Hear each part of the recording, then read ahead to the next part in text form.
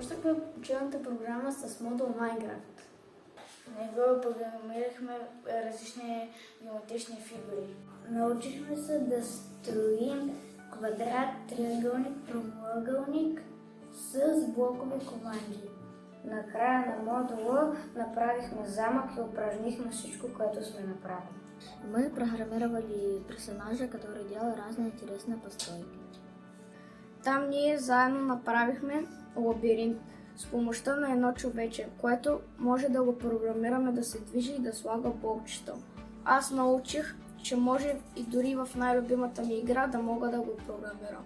Minecraft Editions ни научиха да правим различни форми и да правим къщи по най-лесния начин с едно роботче.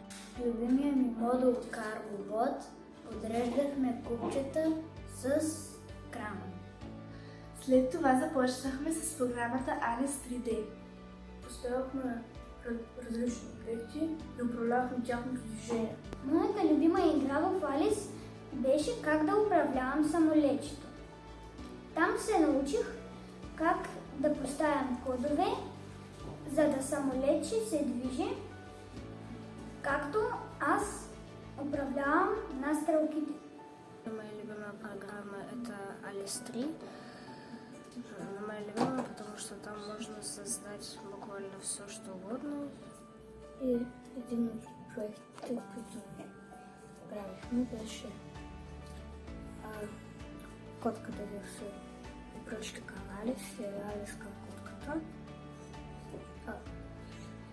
Алис беше питала дали котката иска да играе с нея, а котката казала, че сега и в момента не искала да играе. И последния модул, който правихме, се казва Tankable. Един от проектите, които правихме, се казва работа с камера. В този проект можехме да се снимаме и да правим видеа 5 секунди или по-дълги. Правихме калкулатор, игра познай числото. Трябва да познаете числото от 1 до 100, за да победите. Там направих картината на Великден да се скрие и да се покаже. Аз ще ви разкажа за преводач. Значи, добавихме едно блокче, където там трябва да напишем на български или на английски някаква дума. И нали пишем змия и натискаме бутончето преводач и то ни излиза Snake на английски.